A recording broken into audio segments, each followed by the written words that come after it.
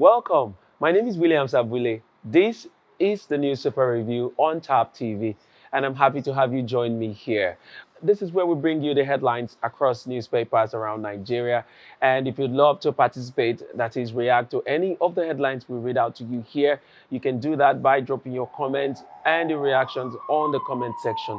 For you to do that, we'd love you to first of all subscribe and turn on the notification key to always get notified whenever we come live on this program. And of course, we are also on other social media handles. We're on Facebook as Tap TV. On Instagram is TapTV_NG. And on Twitter is at Tap TV. So tweet at us, like, share this video on any of the platforms. We would really be happy to have you do that for us. Let's go straight to taking the headlines for today. Stay with us.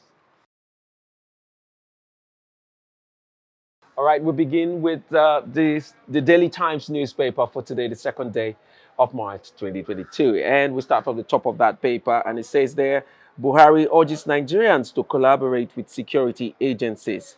Says more could be achieved in bringing law and order to various parts of Nigeria with full cooperation of citizens. All right, other headlines there on the Daily Times newspaper. At the bottom part there, we see strike. Federal government working to address ASUU's demands in Gige. Says over 92 billion naira paid so far as part of implementation of agreement reached with the union in December 2020. TUC threatens to embark on industrial action. Condemns education minister's walkout on NANS. Well, did you see that video? It was quite disrespectful of the minister, and it's a condemnable thing. He walked out on the executives of the National Association of Nigerian Students, and it didn't look good. And here you see TUC, it's already threatening sanctions on the minister. All right, we'll move on to other newspapers here. Let's go to Nigerian News Direct.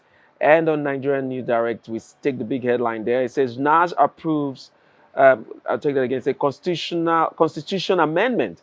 NAS approves financial autonomy for LGC, state legislature, judiciary, rejects pension for presiding officers, orders, rejection of bill on VAT, welcome development, CPPE CEO, Muda. All right, other headlines there on Nigerian News Direct. We see 2021, Dangote Cement's commitment to climate change yields dividend. And then at the bottom part of that, we see Nigeria received only 4% of investment flows into Africa's oil, gas before PIA. Silver speaking there. All right, next we go to the Daily Trust newspaper. And the headline there says, National Assembly stops state LG joint account, rejects slots for women, approves pension, immunity for presiding officers, approves financial autonomy for state legislatures, judiciary. Senate reps differ on more mayoralty for FCT, virtual court proceedings, all right? And at the bottom part of the Daily Trust newspaper there, you see APC, Buhari rejects moves to drop Adamu as consensus national chairman. All right, so if you need to get details of all of that, jump onto the Daily Trust newspaper. That's where you find all of that story, and you read up the details for yourself. Next, we'll go to the Daily Sun newspaper. And on the Daily Sun newspaper here, from the top part, we see Oni Alafin wade into Tinubu Aregbesola rift, holds private meeting with Interior Minister in Ibadan.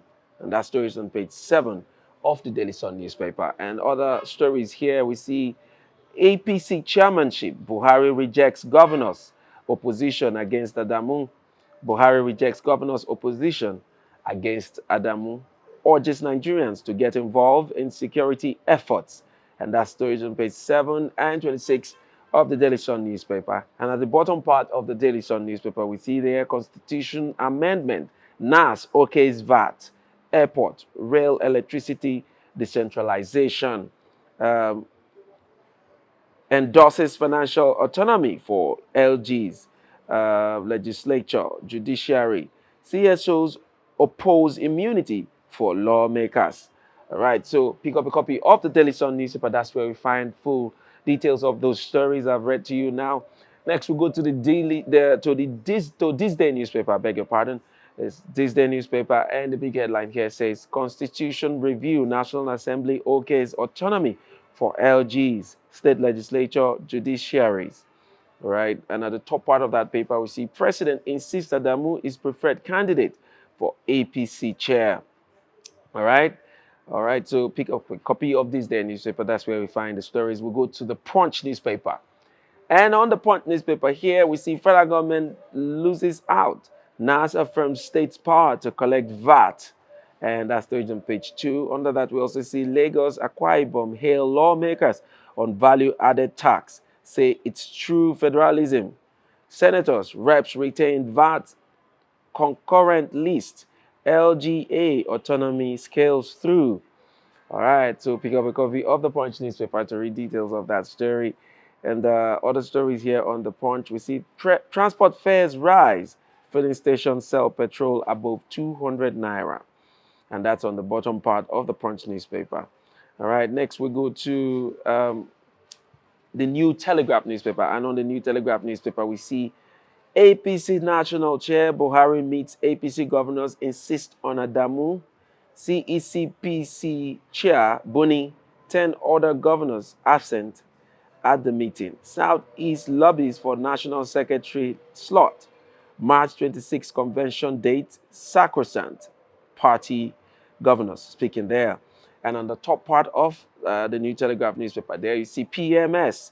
4 vessels to berth with 120.35 million liters this week. All right.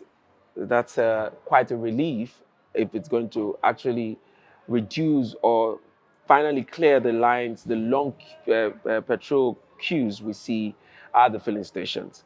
All right, so still on the New Telegraph newspaper, the bottom part is you see there national. That's NAS OK's financial autonomy for LG's judiciary orders.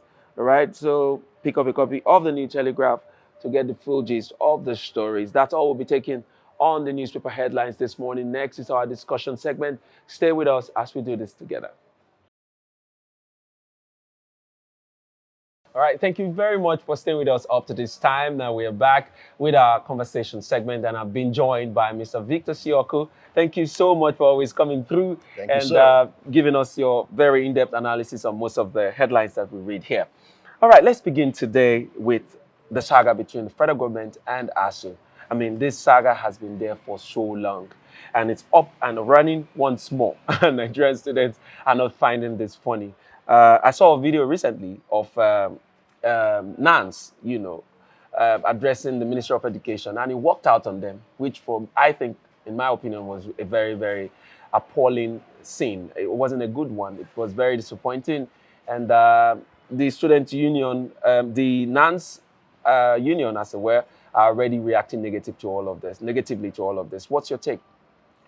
Okay, that reminds me of the song by Thames. Crazy things are crazy things are happening. Indeed. So I just wonder, why would a leader, the Minister of Education, Adamu, honorable minister, a honorable minister, representing the voice of the federal government, why would you, in that manner, walk out of the president of the National Association of Nigerian Students?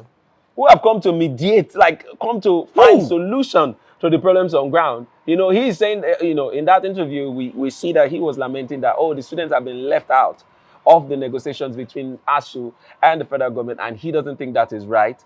And then he brought up other issues that have been the pain of so many students in Nigeria. And I don't know why that should make the minister feel so angry and stage a walkout on them. That was very disappointing, if you ask me. In Nigeria, our leaders, especially the elderly ones, any little thing they want to make a fault when the youth are talking to them. It happens in our community. Oh, they feel disrespected, They find a way, they find a point or points to pull out to say, these people, you've offended me, you've disrespected me, you don't have respect. Why don't we address issues? In a situation whereby they've laid down their points to say, we need to be involved in these negotiations. One, please consider your children are out there studying overseas. we don't have such privilege. Allow us to graduate on time. Our parents are toiling to pay for these fees, to cater for us.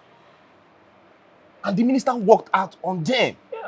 And look at the effect of that working out. There are plenty protests. Kanu, Anambra the other day, they brought the road. Yes, they said, the president made it clear to him that we're not here to joke, that we're here to find solution. But if the federal government is not ready to give it to us, we are going to go all out and, cause a blockade in most parts of the country. And they are about it at the moment. We also see in the headline today that TUC, that is the Trade Union Congress, they are already gearing up to join in a strike action against the federal government. And they are going indefinite. Yes. And also, mind you, my brother, an agreement has been made. The hope we know. Yes, and the federal government is not honoring the agreement. That's why we are honoring this agreement. Okay, they say, oh yeah, come. Let's find a way to elongate the terms of manifesting these agreements. Let's find a way and make some adjustment in the timelines. Just come. These guys gave 1 month of warning strike. They say, okay, if we can even resolve this within a week, just come. Let's have this meeting. This is the 3rd week. Before you know it, 1 month has gone and they'll hit with their indefinite strike. This is not good, my brother. It's quite pathetic. And they are saying the head of the National Association of Nigerian Students is saying that by the time they start the main protest, that NSAS will be a child's game. And I know that they are not joking. They can do this. And for me, I just feel that we should have a more responsive government, a government that is ready to respond to things rather than react to it. I mean, we have a more reactive government than a responsive government. These students are not finding this funny. Like the announced president rightly said, that these elephants are fighting and the grass is the one bearing the brunt of this fight. They are the ones feeling the pains. And so they are here to say, our fathers that are up there, you people are disappointing us. Please do the right thing so that we don't get to suffer for all of this. And somebody is working out on them. And they mentioned even that the minister, the honorable minister, in their times, it wasn't like this. It wasn't. It wasn't. Scholarships. They were going to school on free tuition, plenty of scholarships, support. This time around, say, please, let's just allow us to go to school. During your time, you guys had the largest. You had everything. Yes, allow us to complete our education. And then for those of you that are wealthy enough to send your children abroad, some of us are not that financially enabled. So allow those of us that want to get educated here in Nigeria to do it with ease. Look at, it still brings down the Ukraine matter. Why? Okay, majority of the Nigerians, they are students.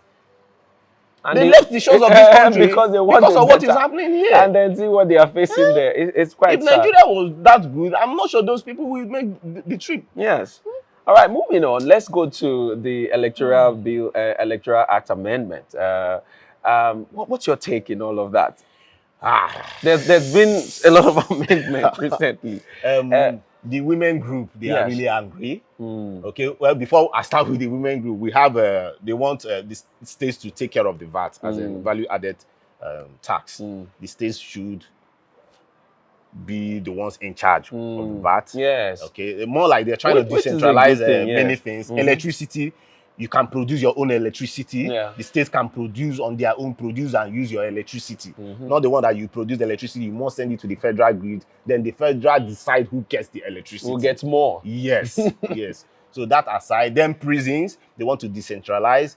Then independent, in terms of politics now, they want you can come as an independent candidate. You mustn't have a party to run for a position. Now, down to the women folks. The women are angry. They are, in fact, there will be protests today, being Wednesday. There will be protests in Abuja that women are being shortchanged, that they are trying to disenfranchise them. Now, they were like, okay, give us 35% of the political appointed positions. Okay, the National Assembly said no. Even some were like, forget about it. But from the leadership, they tried to bring it down to 20%. 20% of the appointed positions will be given to them, but they are still not. They want they want it up to 35%, more like 33% of the 35% of the whole appointment. Yeah.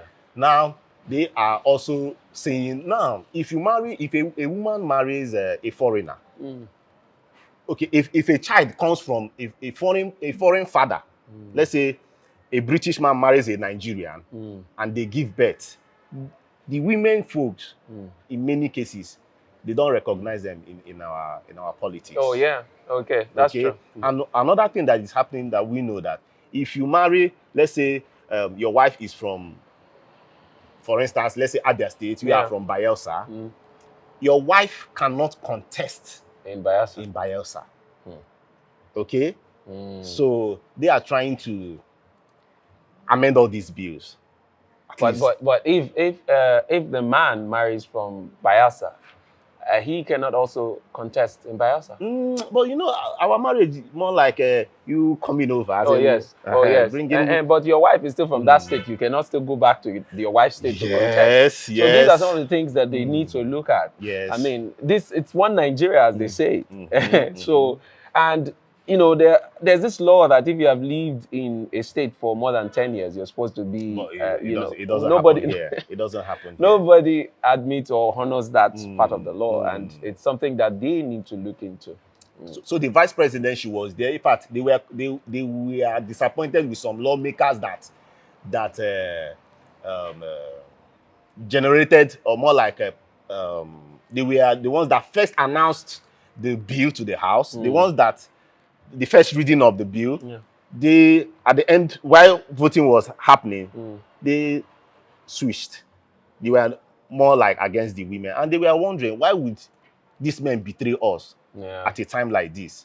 So they walked out on the National Assembly, especially Dolapo Osibanjo, the wife of the vice president. So by today, they will lay down their protest. The civil society organization will come out and also support them too. All right, moving on. Let's see this headline. It says Buhari for 2 weeks medical checkup in London. So our president is leaving the country again, and this looks like he's not living in the proper way. What do you think? Okay. He's not living the proper way because he's not writing to the National Assembly so that they will know that, okay, officially you are going for a medical trip. Because that's what he's going for. Say maximum of 2 weeks. Yes. Now the question now is, what happens to the vice president? He did not write to the National Assembly to say he should be on the acting capacity. Yes. Remember, in his first tenure, he was doing that not until August of 2018 that Osibanjo had to sack DSS boss.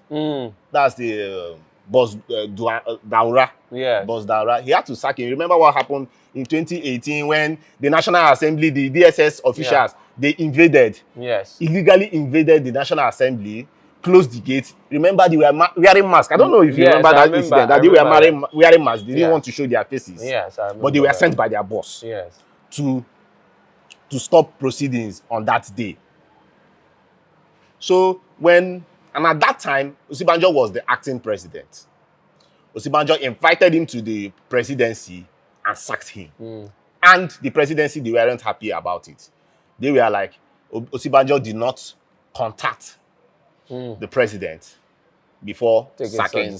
Before sacking. And that was the reason we heard, that was the reason why since 2018, August 2018, since the president, anytime the president leaves the country, he does not hand power to.